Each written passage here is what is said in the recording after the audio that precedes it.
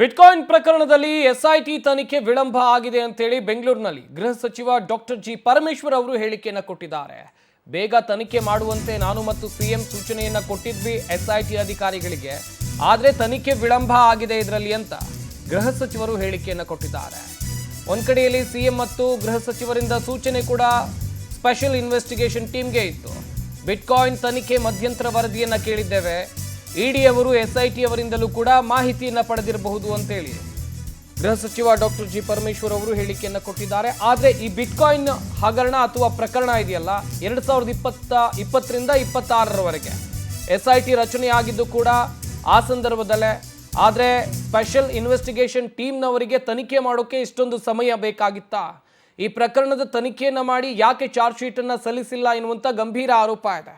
ಈ ಕುರಿತಂತೆ ತನಿಖೆ ವಿಳಂಬ ಆಗಿದೆ ಅಂತೇಳಿ ಗೃಹ ಸಚಿವರಾಗಿರುವಂತಹ ಡಾಕ್ಟರ್ ಜಿ ಪರಮೇಶ್ವರ್ ಅವರು ಹೇಳಿಕೆಯನ್ನ ಕೊಟ್ಟಿದ್ದಾರೆ.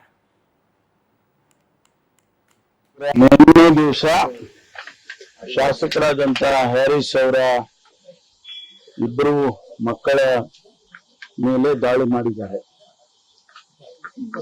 ಅದರ ಒಳಗಿನ ಇದಕ್ಕಾಗಿ ಒಂದು ಎಸ್ಐಟಿ ಮಾಡಿತ್ತು. ಎಸ್ಐಟಿ ತನಿಖೆ ಮಾಡಿ ಸಂಪೂರ್ಣ ಕೊನೆಯ ಹಂತದಲ್ಲಿ ಇದೆ. ಅವರು ಕೂಡ ಕೆಲವು, ಯಾಕಂದ್ರೆ ಇದು ನ್ಯಾಷನಲ್ ಇಂಟರ್ನ್ಯಾಷನಲ್ ಪ್ರಾಕ್ಸಿಮಿಟಿಯನ್ನ ತೆಗೆದುಕೊಂಡಿರೋದ್ರಿಂದ ಅನೇಕ ವಿಚಾರಗಳಲ್ಲಿ ಅವರು ಮಾಹಿತಿಗಳನ್ನ ಕಲೆ ಹಾಕಿ ಅವ್ರಿಗೂ ಇವತ್ತು ವರದಿಯನ್ನ ಕೊಡಬೇಕು. ಎಸ್ಐಟಿ ಅವರು ಅಂತಿಮ ಮಾಡಬೇಕು, ಚಾರ್ಜ್ ಶೀಟ್ ಫೈಲ್ ಮಾಡಬೇಕು. ಆ ಹಂತದಲ್ಲಿ ಇದೆ ಅಂತ ಹೇಳಿ ನಮ್ಮ ಅಧಿಕಾರಿಗಳು ತಿಳಿಸಿದ್ದಾರೆ. ಒಂದು ಕಡೆ ಎಸ್ಐಟಿ, ಇನ್ನೊಂದು ಕಡೆ ಇಡಿ. ಅದಕ್ಕೇನಾದ್ರೂ ಕನೆಕ್ಟ್ ಇದ್ರೆ ಅದನ್ನ ಅವರೇ ಹೇಳಬೇಕಾಗ್ತದೆ. ಯಾಕಂದ್ರೆ ನಮಗೆ ಇನ್ನೂವರೆಗೆ ನಮಗೆ ಅದರ ಬಗ್ಗೆ ಮಾಹಿತಿಗಳು ಇಲ್ಲ, ಯಾವುದೇ ರೀತಿಯ ಮಾಹಿತಿಗಳು ಇಲ್ಲ. ನಾವು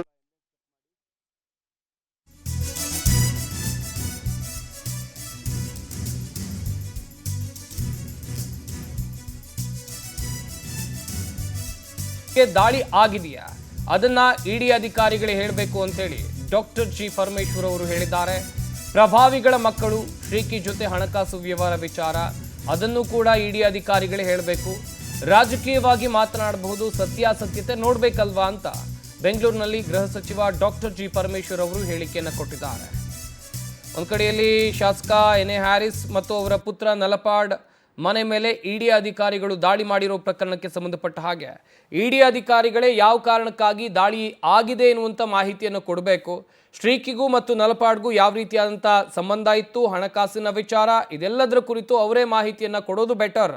ಹೀಗಂತ ಬೆಂಗಳೂರಿನಲ್ಲಿ ಗೃಹ ಸಚಿವ ಡಾಕ್ಟರ್ ಜಿ ಪರಮೇಶ್ವರ್ ಅವರು ಹೇಳಿಕೆಯನ್ನು ಕೊಟ್ಟಿದ್ದಾರೆ. ಒಂದು ಕಡೆಯಲ್ಲಿ ಎಸ್ಐಟಿ ತನಿಖೆ ವಿಳಂಬ ಆಗಿರುವಂಥ ವಿಚಾರ, ಇನ್ನೊಂದು ಕಡೆಯಲ್ಲಿ ಇಡಿ ದಾಳಿ ವಿಚಾರಕ್ಕೆ ಸಂಬಂಧಿಸಿದಂತೆ ಅವರು ಮಾತನಾಡಿದರು.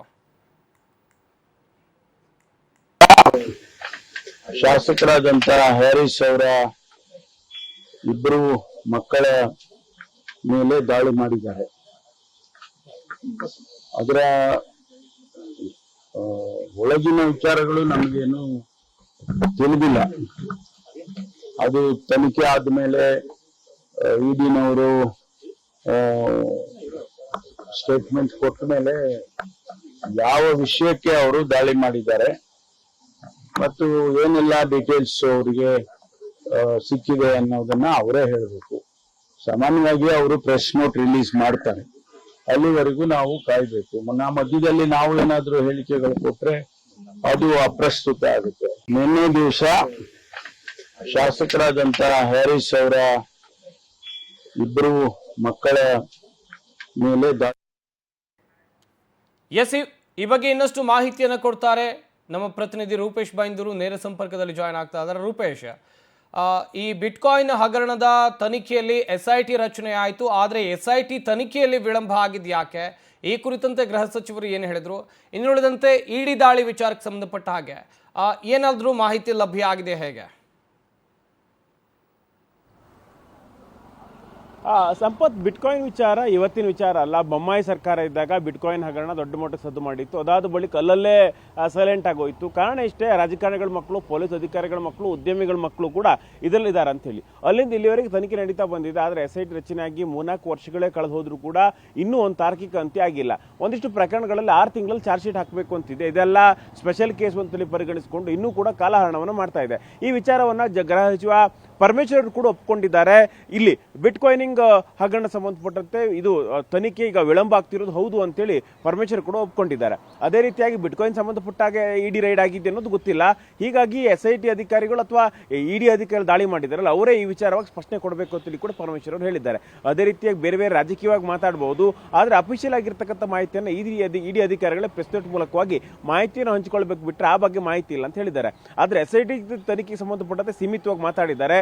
SIT ತನಿಖೆ ತಡವಾಗ್ತಿರೋದು ಹೌದು, ವಿಳಂಬ ಕೂಡ ಆಗ್ತಾ ಇದೆ. ಹೀಗಾಗಿ ನಾನು ಇಲ್ಲಿ ಗೃಹ ಸಚಿವನಾಗಿ SIT ಅಧಿಕಾರಿಗಳ ಜೊತೆ ಮಾತಾಡಿದ್ದೇನೆ, ಬೇಗ ತನಿಖೆ ಮಾಡ್ಲಿಕ್ಕೆ ಹೇಳಿದ್ದೇನೆ.